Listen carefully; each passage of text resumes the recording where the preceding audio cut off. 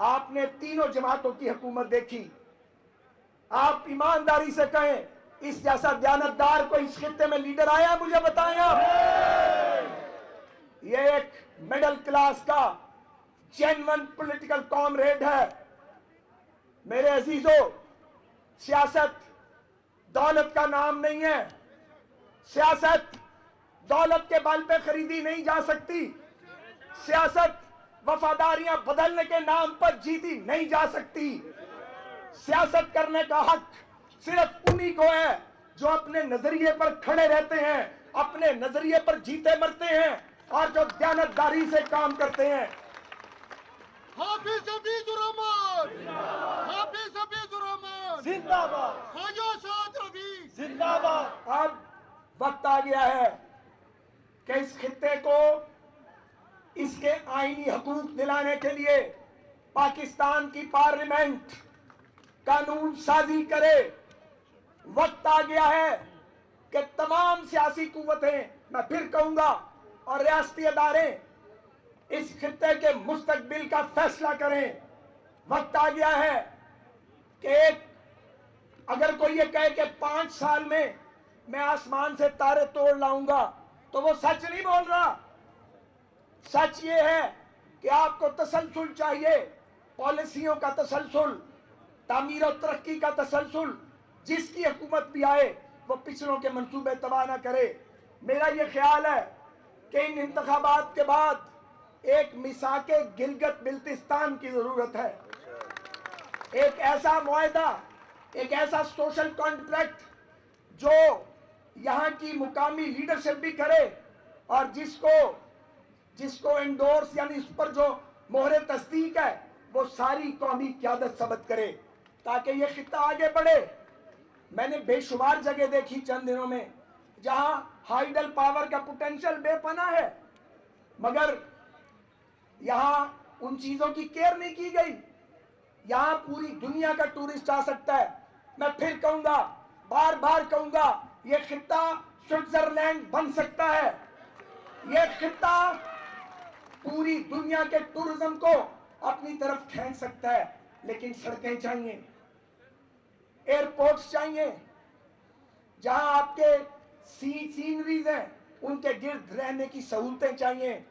तो ये गिलगित बिल्तिस्तान के लोगों को फिर मेहनत मजदूरी के लिए दियारे गैर में नहीं जाना पड़ेगा। बाहर से लोग आके यहाँ पे काम करेंगे, मेहनत करेंगे। यहाँ फॉरेन इन्वेस्टर आ सकता है। कोई हुकूमत ये कहे कि मैं हुकूमत के बल पे गिलगित बिल्तिस्तान को जन्नत बना दूंगा, मैं नहीं मानता। पॉलिसी ऐसी बनानी पड़ेगी कि पूरी दुनिया का इन्वेस्टर यहाँ के इन्वेस्टमेंट करे। जैसे दुबई ने तरक्की की है, उन्होंने पूरी दुनिया की इन्वेस्टमेंट खींची है। लोग यूरोप छोड़ के दुबई जा रहे हैं। तो ये इतना खूबसूरत खित्ता जहाँ सरबफलक पहाड़ है, जहाँ बर्फपोश चोटियाँ हैं जिनका हुस्न आपको खीरा कर देता है, जहाँ लेक्स हैं, हर तरफ बहते दरिया हैं, आबे रवा है, चश्मे हैं, जहाँ हर तरफ खुदा की सन्नाई के और उसकी मुसव्वरी के नकूश बिखरे हुए हैं। ये कैसे पसमानदा रह सकता है? ये तरक्की करेगा इंशाअल्लाह। हम आपसे ये कहने के लिए आए हैं कि आप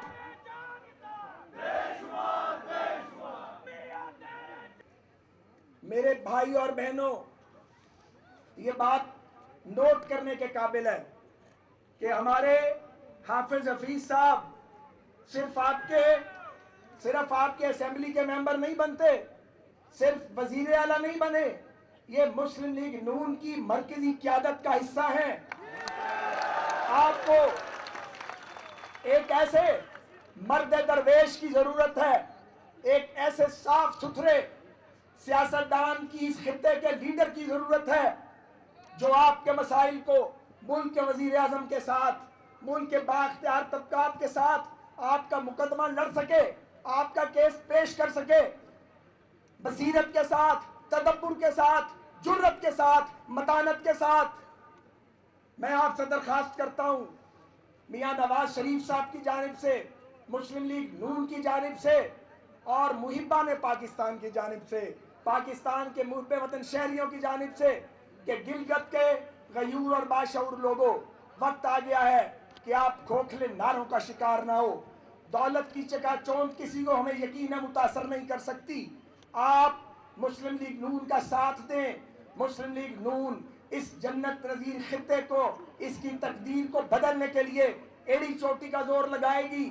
और वो सारे मंसूबे, वो एयरपोर्ट्स के हों, वो रोड इंफ्रास्ट्रक्चर हो, वो वाटर सप्लाई की बात हो, वो हाइडल पावर की बात हो, वो सोलर एनर्जी का काम हो, या वो विंड मिल्स लगानी हो, या विंड कॉरिडोर हैं बेशुमार। यहाँ पे इतनी एनर्जी प्रोड्यूस हो सकती है कि आपके अंधेरे भी छट सकते हैं और आपकी बनाई हुई बिजली मुल्क के दीगर हिस्सों को भी रोशन कर सकती है। लेकिन जरूरत है एक मुदब्बर क़यादत की। नाराबाज, एजिटेट करने वाले, रियासती अदारों पर हमले करने वाले, या जमहूरियत का लिबादा पहनकर पाकिस्तान के बड़े शहरों को खंडर बनाने वाले, वो आपके मसले हल नहीं कर सकते। वो नहीं कर सकते। मैंने बार बार कहा है, तासुब की बात नहीं, काम की बात है। कराची और लाहौर का मुआवजा कर लें, आप फैसला करें। अगर आप कराची की तरह इसे इतने हसीन शहर को खंडर देखना चाहते हैं तो भी रास्ता और फैसला आपके पास है। अगर आप चाहते हैं कि इस खित्ते को लाहौर और पंजाब की तरह तरक्की दें तो फिर आपके वोट की ताकत आपके पास है। आप अपने इत्मीनान का वोट PMLN को दें, शेर को दें। हम इंशाअल्लाह ताला आपका ये कर्ज बमा मुनाफे के आपको वापस करेंगे। पाकिस्तान जिंदाबाद। आलो आलो आलो आलो आलो आलो आलो आलो। मेरे भाइयों, शेर का निशान पाकिस्तान की ताकत का निशान है। ये पाकिस्तान की ताकत है कि ट्रंप कहे इस्राइल को तस्लीम करो, और पाकिस्तान ने साफ जवाब दिया है, एब्सोल्युटली नॉट इसको कहते हैं, एब्सोल्युटली नॉट इसको कहते हैं कि 1998 में सदर बिल क्लिंटन कहे नवाज शरीफ को कि ये $5 अरब ले लो, एटमी धमाका ना करो। लेकिन नवाज शरीफ ने कहा मैंने पाकिस्तान को महफूज करना है, मैंने गिलगित बल्तिस्तान को महफूज करना है, इन बच्चों को, नौजवानों को महफूज करना है। तो पाकिस्तान की ताकत का निशान शेर का निशान, शेर का निशान पाकिस्तान की तरक्की का निशान है। गिलगित बल्तिस्तान से, और मैं अपने रब के हुजूर खड़ा होके बड़ी आजिज़ी से यह दावा करूंगा कि गिलगित बल्तिस्तान से लेकर बलोचिस्तान तक, इन पहाड़ों से लेकर बहीरा अरब तक, पाकिस्तान की सरजमीन पर जो तरक्याती काम है उस पर शेर का निशान है। तो मेरे भाइयों, जो वादे पूरे होते हैं उस पर भी शेर का निशान है। ये वादे पूरे करने वाले लोग बैठे हैं आपके सामने। हाफिज हफीजुर रहमान, हाफिज हफीजुर रहमान, हाफिज हफीजुर रहमान, हाफिज हफीजुर रहमान, हाफिज हफीजुर रहमान को अल्लाह ने मौका दिया। उसने गिलगित बल्तिस्तान को वो तरक्की दी जो उससे पहले 70 सालों में नहीं मिली थी। आप उसके गवाह हैं। वो सड़कें बनी जो उन तमाम सालों में नहीं बनी थी, और उसके बाद भी नहीं बनी, उसके बाद भी नहीं बनी और ना ही बनेंगी, क्योंकि ये अल्लाह ताला ने मोहम्मद नवाज शरीफ और उसके कारकुनों के हाथों की लकीरों में लिखा है कि इस मिट्टी की तरक्की इंशाअल्लाह पहले भी हमने की है, अब भी हम करेंगे। क्योंकि आपको यहां आएंगे ना